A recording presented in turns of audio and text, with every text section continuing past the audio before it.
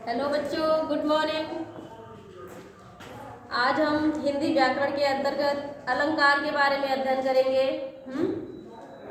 देखते हैं कि अलंकार किसे कहते हैं और ये कितने प्रकार का होता है।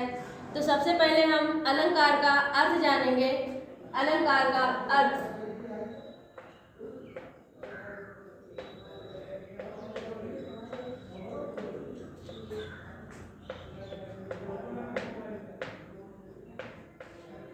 अलंकार का अर्थ अलम दो शब्दों से मिलकर बना होता है।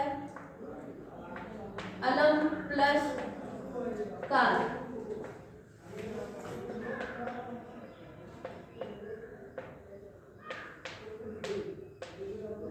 अलम प्लस कार बराबर होता है हमारा अलंकार। अब हम जानेंगे अलम किसे कहते हैं और कार किसे कहते हैं। तो सबसे पहले जानेंगे कि हम अलम का अर्थ जानेंगे। अलम का अर्थ होता है हमारा आभूषण।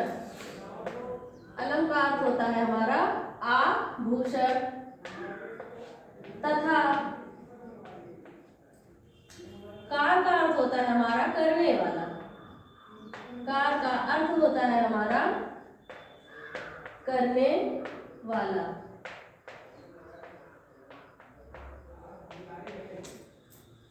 हमने देखा कि अलंकार का अर्थ अलम दो शब्दों से मिलकर बना होता है। पहला होता है अलम, फिर प्लस करके कार बराबर होता है हमारा अलंकार। अब देखेंगे अलंकार का अर्थ हमारा क्या होता है। अलम का अर्थ होता है हमारा आभूषण तथा कार का अर्थ होता है हमारा करने वाला। अब इसके बारे में इसकी परिभाषा हम जानेंगे। अलंकार की परिभाषा,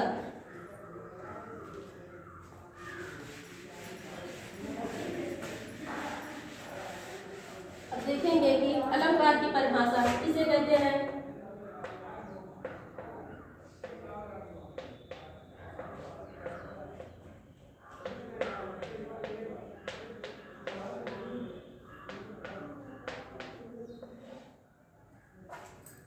देखेंगे कि अलंकार की परिभाषा, अलंकार की परिभाषा हमारा होता है कि जब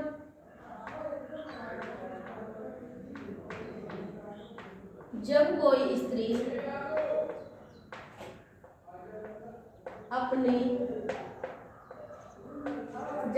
स्त्री अपनी सौंदर्यता को,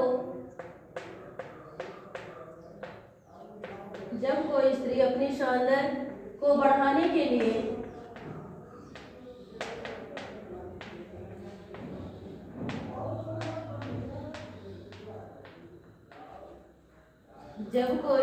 अपनी सौंदर्य को बढ़ाने के लिए आभूषणों का प्रयोग करती है, आभूषणों का प्रयोग करती है,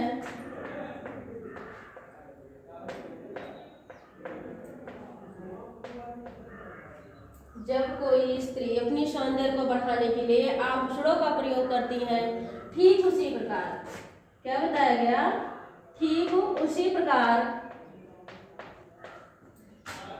काव्य, ठीक उसी प्रकार काव्य की शोभा को बढ़ाने के लिए, ठीक उसी प्रकार, ठीक उसी प्रकार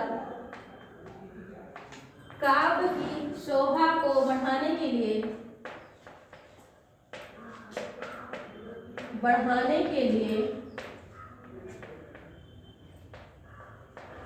हमें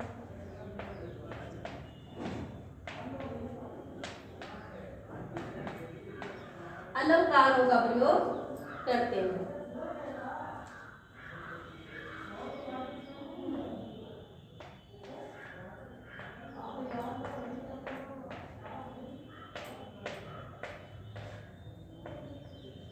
हमने क्या देखा कि अलंकार की परिभाषा में कि जब कोई स्त्री अपनी सौंदर्य को बढ़ाने के लिए आभूषणों का प्रयोग करती है, तो ठीक उसी प्रकार हमें काव्य की शोभा के बढ़ाने के लिए अलंकारों का प्रयोग करते हैं या किया जाता है। तो हम देखेंगे कि अलंकार के कितने भेद होते हैं या प्रकार होते हैं। तो अलंकार मुख्य रूप से 3 प्रकार का होता है, लेकिन हमारे पाठ्यक्रम के अनुसार हमें 2 ही प्रकार का अध्ययन करना होता है।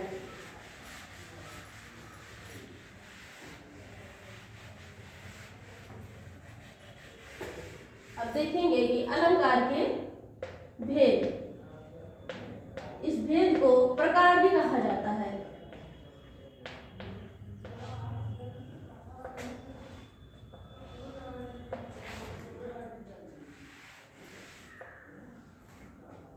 अलंकार के 3 प्रकार होते हैं। पहला होता है हमारा शब्दालंकार, दूसरा हमारा होता है अर्थालंकार,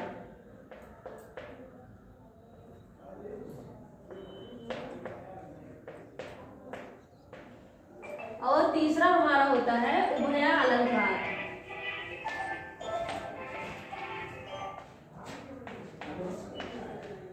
तो आज हम जानेंगे कि हमारे अलंकार के कितने भेद होते हैं और कितने प्रकार होते हैं। तो हमारा पहला होता है शब्दालंकार, दूसरा होता है अर्थालंकार और तीसरा होता है उभयालंकार। तो हम देखेंगे कि हमारा इस पाठ्यक्रम के अनुसार हमें 2 ही प्रकार का अध्ययन करना होता है। पहला हमारा शब्दालंकार और अर्थालंकार। उभयालंकार के बारे में हमें अध्ययन नहीं करना होता है। तो लेकिन यहाँ हमारे प्रकार में पूछा जाता है कि हमें 3 बताना होता है। तो सबसे पहले हम शब्दालंकार के बारे में पढ़ेंगे। शब्दालंकार के भी 3 भेद होते हैं, इसके भी प्रकार हम जान लेते हैं। सबसे पहले शब्दालंकार के अर्थ जानते हैं। शब्दालंकार का अर्थ होता है कि जिस काव्य में शब्दों के माध्यम से चमत्कार उत्पन्न होता है या सौंदर्यता उत्पन्न होता है तो उसे हम शब्दालंकार कहते हैं।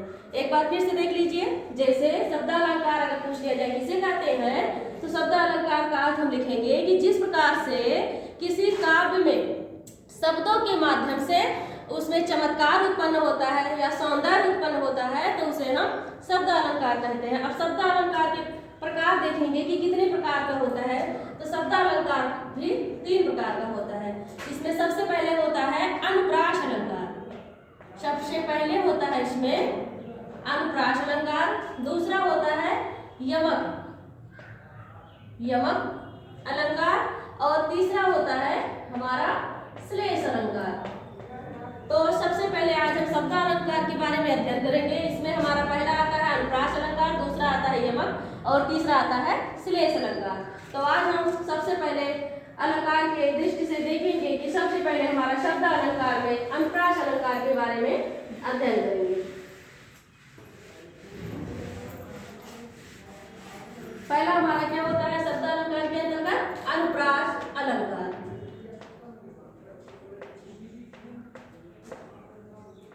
अनुप्रास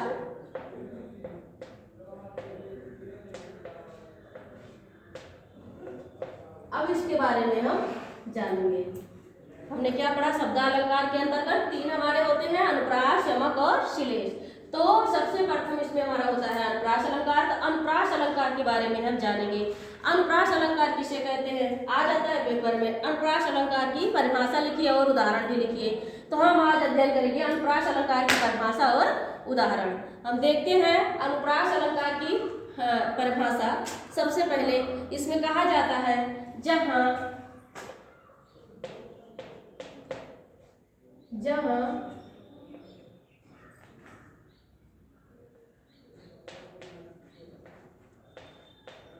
पंक्ति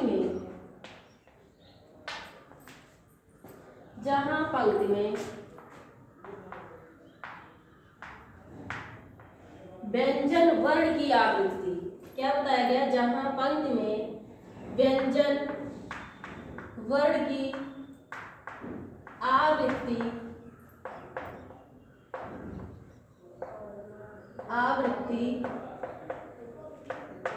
बार बार होती है।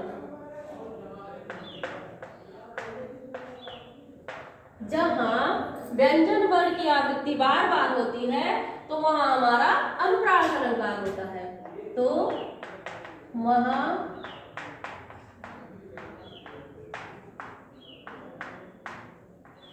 अनुप्रास अलंकार होता है।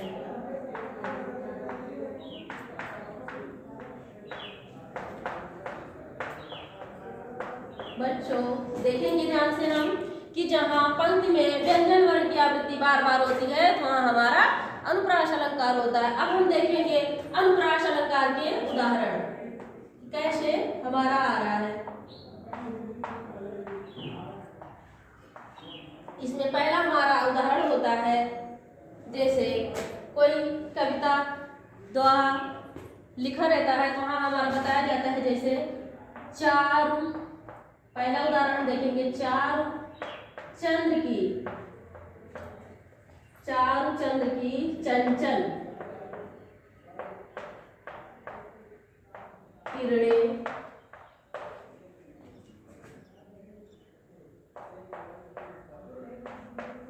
खेल रही थी जल थल में। अब हम देखेंगे हमारा पहला उदाहरण है, चारु चंद्र की चंचल किरणें खेल रही थी जल थल में। अब हम देखेंगे यहाँ चा चा चा वर्ण की आवृत्ति हुई है, तो स्पष्टीकरण में देखेंगे हम।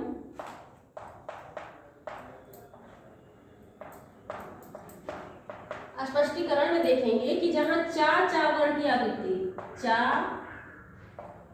चा,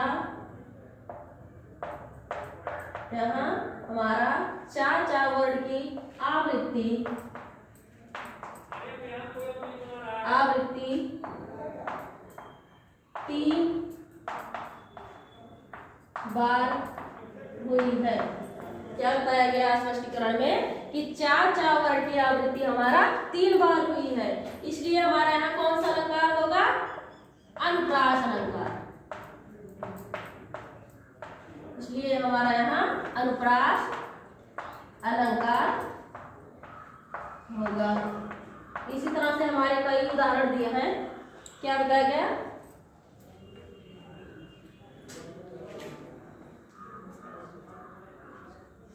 इसमें बताया गया कि यहाँ इस तरह से हमारे कई सारे उदाहरण होते हैं। जैसे एक उदाहरण हमारा होता है, सिलेबस में है, कूके लगी कोयली बैठ कदम, कूके लगी कोयली बैठ कदम बन डाल। और इसके बाद एक और हमारा उदाहरण है, हमारे ही सिलेबस में है वो, मोर मुकुट मकरा कृत कुंडल अरुण तिलक दिए भाल। ये भी हमारा सिलेबस में, यहाँ माँ माँ की आवृत्ति बार बार हो रही है। यहाँ कोके लगी कोयली कदम बन बैठी फेर, यहाँ का की आवृत्ति बार बार हो रही है। और यहाँ चारु चंद्र की चंचल किरणें, तो इसमें भी हमारा चार चार वर्ण की आवृत्ति बार बार हो रही है। तो यहाँ क्या बताया गया, जहाँ पंक्ति में व्यंजन वर्ण की आवृत्ति बार बार होती है तो वहाँ हमारा अनुप्रास अलंकार होता है। इसके आगे हम देखेंगे,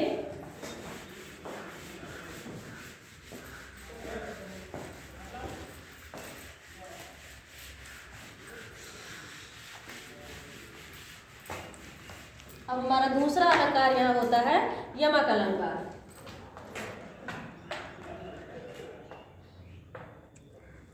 यमक अलंकार, अब इसके बारे में हम अध्ययन करेंगे।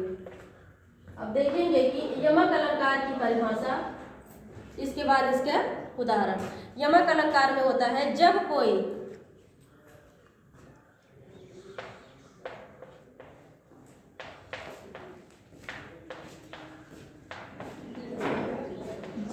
शब्द दो या दो से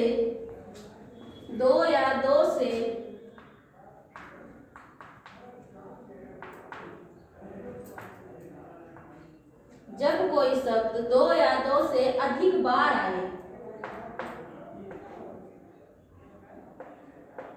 आए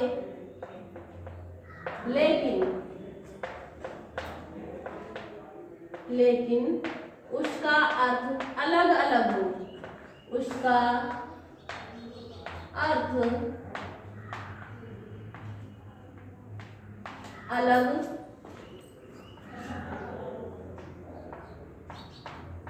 अलग अलग हो, तो वहाँ हमारा यमक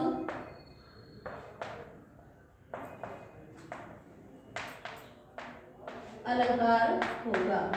हमने क्या देखा कि जब कोई शब्द दो या दो से अधिक बार आए और उसका अर्थ अलग अलग हो तो वहां हमारा यमक अलंकार होता है। अब उदाहरण देखिए इसका,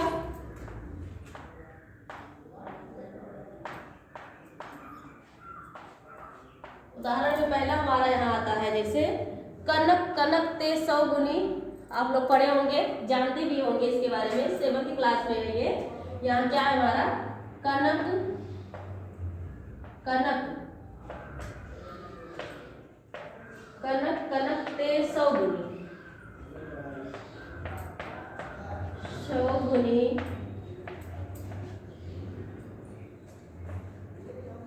मादकता।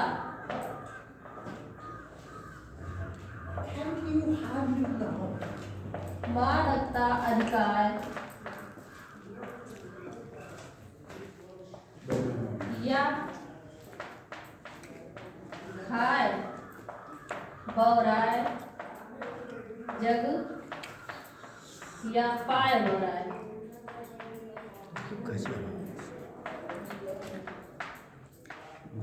क्या देखते हैं हम, कनक कनक ते 100 गुनी मादकता अधिकार या खाए बौराए जग या पाए बौराए। यहाँ हमारा कनक कनक शब्द 2 बार प्रयोग में आया हुआ है, लेकिन इसका अर्थ हमारा अलग अलग निकल रहा है। तो पहले कनक का अर्थ हमारा क्या होता है, यहाँ इसका धतूरा होता है, दूसरे का अर्थ होता है सोना।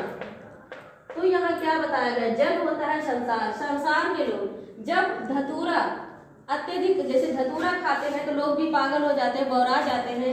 ठीक उसी प्रकार जब इंसान को या जग में जो लोग होते हैं अगर उन्हें सोना मिल जाता है तो उससे भी वो लोग पागल हो जाते हैं या बौरा जाते हैं।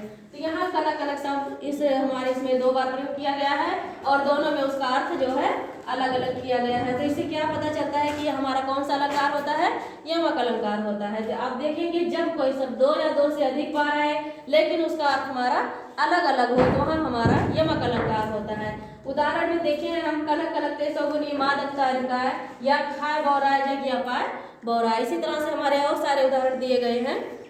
एक होता है जैसे काली घटा का घमंड घटा, तो इसमें घटा घटा शब्द 2 बार प्रयोग किया जाता है लेकिन उसका अर्थ अलग अलग होता है। ठीक उसी प्रकार और भी उदाहरण हमारे हैं, ते 3 बेर खाती है और 3 बेर खाती थी। इसमें भी 3 बार बेर बेर शब्द 2 बार आया है लेकिन इसका हमारा अर्थ अलग अलग हुआ है। ठीक उसी प्रकार जैसे हमारे कनक कनक में हुआ है, कनक कनक 2 शब्द आया है लेकिन उसका अर्थ हमारा अलग अलग निकल रहा है, इसलिए हमारा ये यमक अलंकार का उदाहरण है और ये परिभाषा।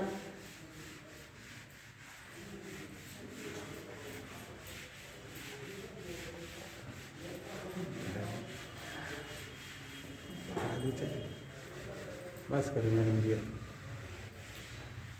ठीक है बच्चों, आज तक हम बस यहीं तक पढ़ेंगे, अगले वीडियो में कल मिलेंगे। धन्यवाद।